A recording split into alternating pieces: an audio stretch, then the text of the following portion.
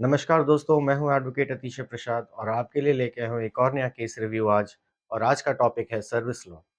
दोस्तों, government job में हम सबने सुना है कि अगर कोई ज़्यादा आवाज़ उठाए तो उसका ट्रांसफ़र करा दिया जाता है। कभी कंप्लेंट करने के बाद ट्रांसफ़र, कभी यूनियन एक्टिविटी के बाद ट्रांसफ़र, कभी सीनियर से डिसएग्रीमेंट के बाद ट्रांसफ़र या फिर कभी बस एक लाइन लिख दी जाती है, एडमिनिस्ट्रेटिव ग्राउंड्स। पर क्या दोस्तों ट्रांसफ़र को एज़ अ वेपन यूज़ किया जा सकता है किसी को पनिश करने के लिए? क्योंकि दोस्तों गवर्नमेंट जॉब में अगर कोई मिसकंडक्ट करे तो प्रॉपर प्रोसीडिंग्स ये होते हैं कि आप उसके ऊपर डिसिप्लिनरी प्रोसीडिंग्स कीजिए। पर काफ़ी बार ऐसा देखा जाता है कि सीधा उसका ट्रांसफ़र कर दिया जाता है।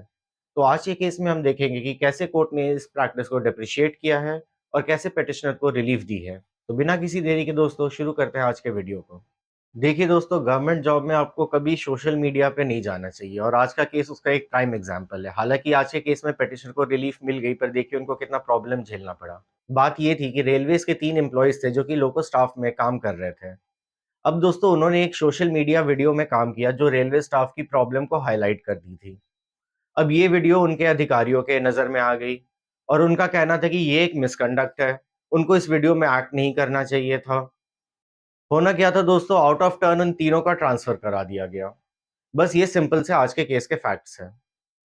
दोस्तों इन तीनों एम्प्लॉइज़ का ट्रांसफर बहुत दूर-दराज एरिया में कर दिया गया और एक एम्प्लॉयी की तो रिटायरमेंट होने वाली थी और दूसरे एम्प्लॉयी के चाइल्ड को कुछ मेडिकल प्रॉब्लम्स थे और इन सारे प्रॉब्लम्स को नज़रअंदाज करके इनका ट्रांसफर बहुत दूर-दराज डिविजन्स में कर दिया गया। इन तीनों एम्प्लॉइज़ ने फिर सेंट्रल एडमिनिस्ट्रेटिव ट्रिब्यूनल को अप्रोच किया। अब दोस्तों इनकी दलील ये थी कि आउट ऑफ टर्न ट्रांसफर था और ये transfer as a punishment use किया गया था। अगर उन्होंने कोई मिसकंडक्ट किया भी है तो उनको इंक्वायरी करना चाहिए। उस इंक्वायरी में उनको रिप्लाई देने का मौका भी मिलेगा और प्रॉपर प्रोसीजर फॉलो की जाएगी एडमिनिस्ट्रेटिव लॉ के।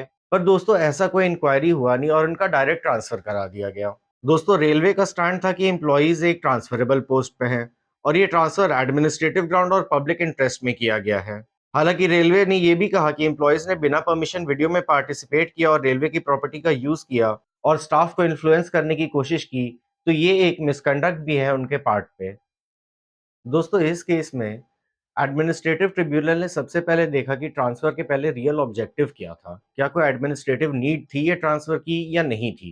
ट्रिब्यूनल ने नोट किया कि रेलवे के इंटरनल डॉक्यूमेंट से क्लियर था कि ट्रांसफर का ट्रिगर वो वीडियो था। प्रपोजल में स्पेसिफिकली लिखा था कि रेलवे के एम्प्लॉयज ने वीडियो में एक्ट किया, परमिशन नहीं ली, रेलवे की प्रॉपर्टी यूज की और अलेज्ड मूवमेंट को भी सपोर्ट किया। यानी दोस्तों डिपार्टमेंट का ये खुद का केस था कि ये रेलवे एम्प्लॉयज मिसकंडक्ट में एंगेज थे और इसीलिए इनका ट्रांसफर कर दिया गया है। दोस्तों यहाँ पे ट्रिब्यूनल ने एक बहुत इंपॉर्टेंट लीगल लाइन ड्रॉ की। अगर किसी पे मिसकंडक्ट के एलिगेशंस हैं तो उसका proper legal route disciplinary proceedings होता है। आप चार्जशीट कीजिए, इंक्वायरी कीजिए, डिफेंस का मौका दीजिए और उसके बाद फिर एक रीजनड ऑर्डर पास कीजिए। लेकिन डिपार्टमेंट ट्रांसफर के ऑर्डर को पनिशमेंट का सब्स्टिट्यूट नहीं बना सकती है। ट्रिब्यूनल ने Somesh Tiwari versus Union of India का प्रिंसिपल अप्लाई किया।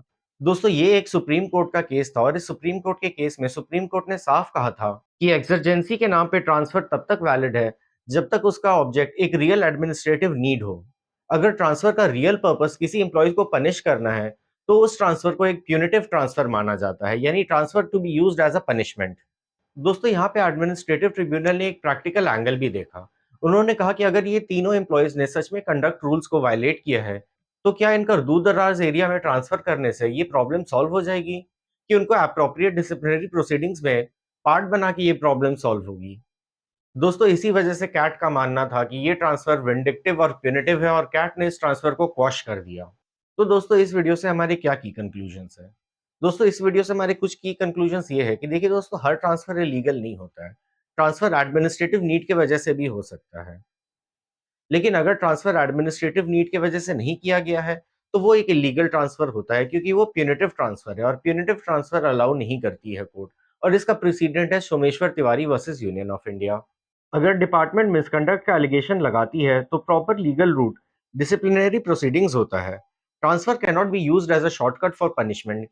और दोस्तों इस केस में कोर्ट ने ये भी कहा कि जब एम्प्लॉय से कुछ पर्सनल रीजंस भी हो सकते हैं, जैसे कोई एक फैमिली मेंबर का स्पेशली एबल्ड होना, तो इस केस में डिपार्टमेंट को और केयरफुल होना चाहिए ट्रांसफर करने के पहले।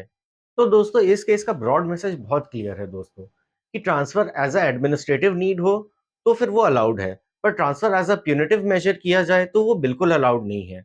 सरकारी डिपार्टमेंट में आवाज उठाने से केवल आपका ट्रांसफर नहीं किया जा सकता है, अगर आप कोई मिसकंडक्ट करते भी हैं, तो प्रॉपर प्रोसीजर फॉलो किया जाएगा, आपके खिलाफ डिसिप्लिनरी प्रोसीडिंग्स इनिशिएट किए जाएँगे, जिसमें आपको डिफेंस का मौका दिया जाएगा और principles of natural justice follow किए जाएँगे, ना कि आपका डायरेक्ट ट्रांसफर किया जा सकता है। तो दोस्तों आई होप ये आज का शॉर्ट लीगल अपडेट आपको पसंद आया हो और आपको इससे पता चला हो कि किन केसेस में ट्रांसफर को before the administrative tribunal challenge किया जा सकता है। और ऐसे लीगल अपडेट्स के लिए जुड़े रहे हमारे चैनल प्रसाद लॉ से।